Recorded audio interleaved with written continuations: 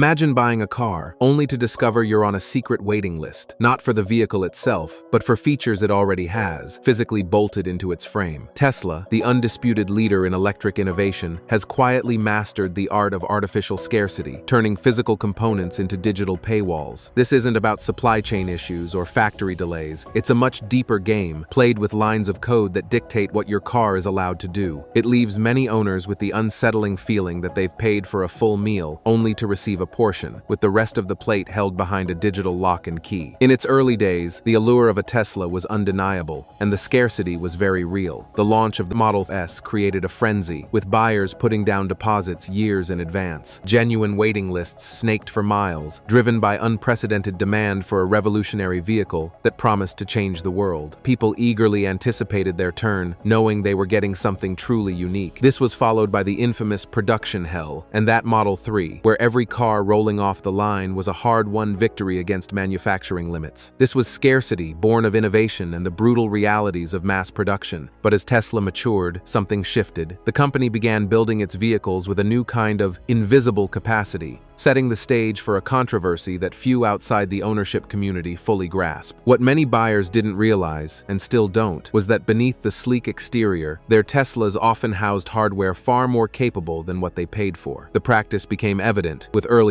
Model S and X vehicles. A customer might purchase a Model S60 with a 60 kilowatt-hour battery pack, but in reality, many of those cars were physically built with a 75 kilowatt-hour battery pack, with the extra 15 kilowatt-hours of capacity simply hidden by software. The car was physically complete, carrying the extra weight and cost of the larger battery, but it was programmed to pretend it wasn't there. This wasn't a one-off. It became a core part of their manufacturing philosophy. Premium sound systems with all speakers installed, but some disabled. Advanced computer hardware capable of more, but artificially throttled. The very components needed for peak performance were present, dormant, waiting for a digital command to awaken them. That digital command is where the magic, or the manipulation, truly begins. Tesla began using its sophisticated, over-the-air software update system to intentionally limit the performance of these vehicles. It's like buying a mansion and being told you can only use the first floor. The keys to the upstairs exist, but they're held by the builder. A car with a physically larger battery is software locked to a lower range. Premium features, already installed and ready, remain dormant, held hostage by a digital barrier that constantly communicates with Tesla's servers. It was a genius, if ethically murky, move, mass-produce a standardized, high-spec hardware platform, then digitally slice it up into different product tiers. This avoids the logistical nightmare of building dozens of different physical variations of the same car, drastically simplifying the production line. This invisible hand creates an intriguing and highly profitable illusion, the upgrade illusion. After taking delivery, owners are presented with an enticing menu of unlocks on their Tesla app or in-car screen. That Model S60 with the hidden battery capacity? For a few $1,000s, a simple software update could unlock the full 75 kilowatt-hours, magically adding dozens of miles of range overnight. Paid thousands for a long-range Model 3, but crave quicker acceleration? For another $2,000. The acceleration boost can be purchased,